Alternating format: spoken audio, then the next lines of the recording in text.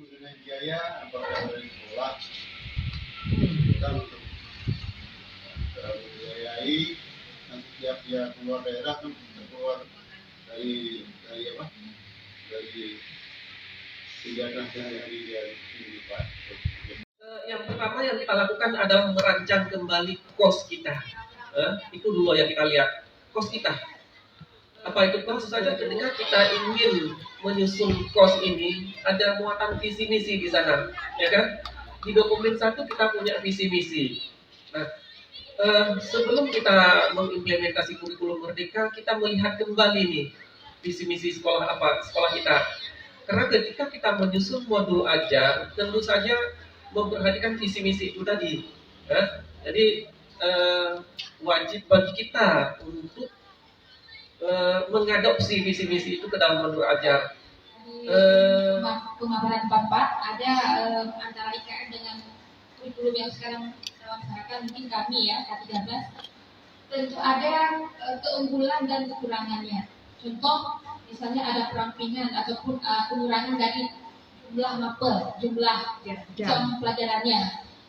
Mungkin kami yang sedikit berkecil hati nggak juga mungkin.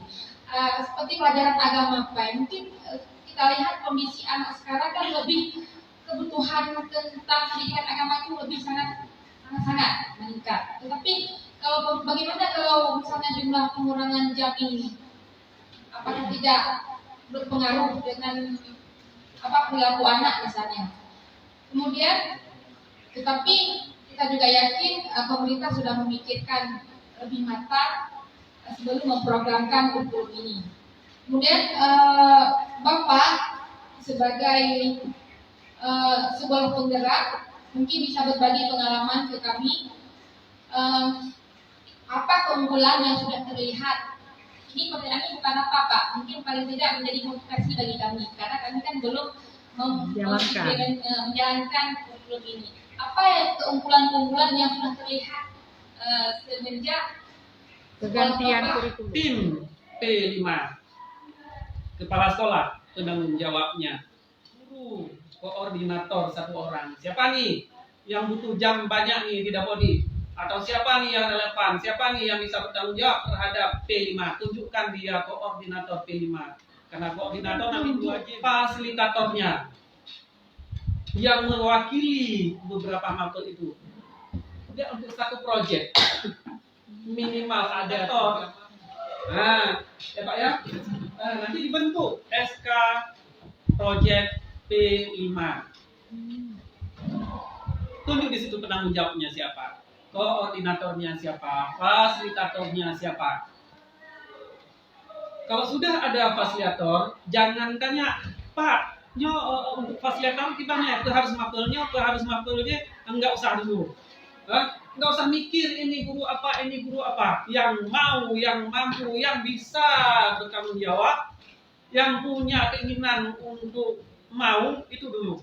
Yang tidak mau nanti. Sebelumnya saya memang udah sering dengar juga kurikulum Merdeka.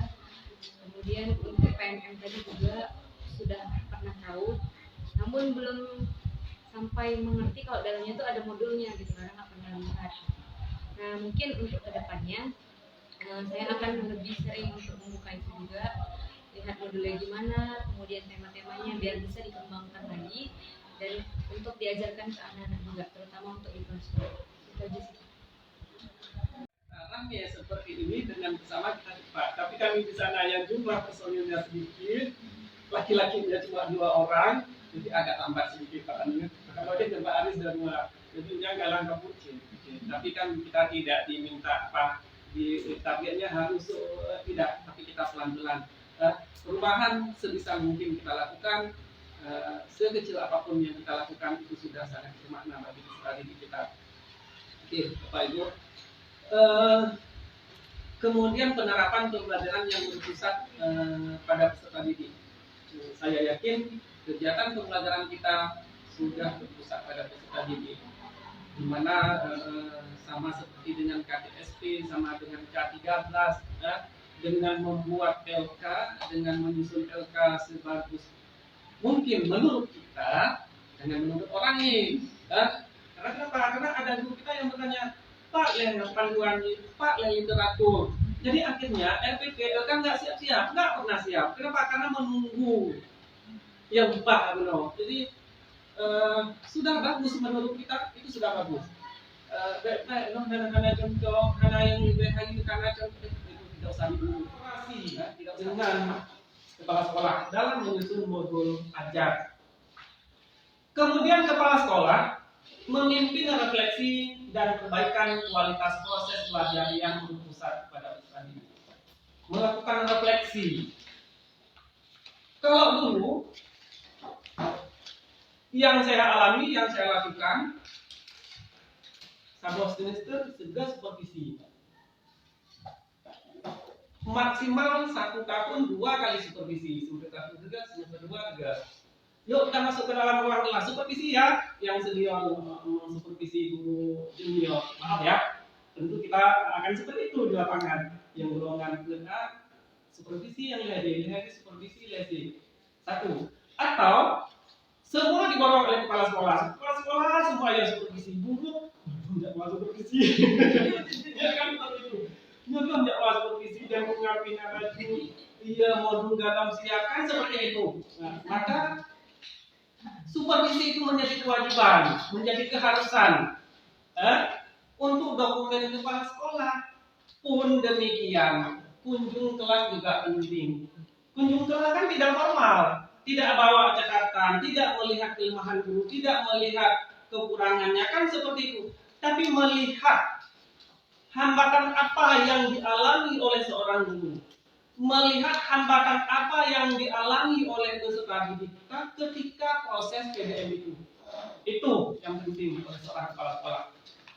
Kunjung kelas dengan apa itu?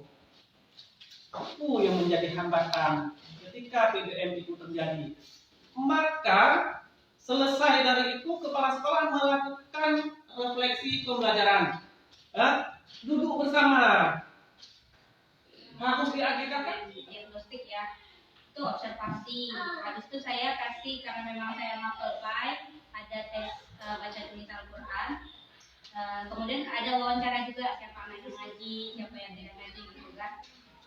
Tapi setelah dilihat-lihat ini kan macam-macam nih Pak gaya belajar anaknya. Ada yang auditor, ada yang visual, ada yang macam-macam.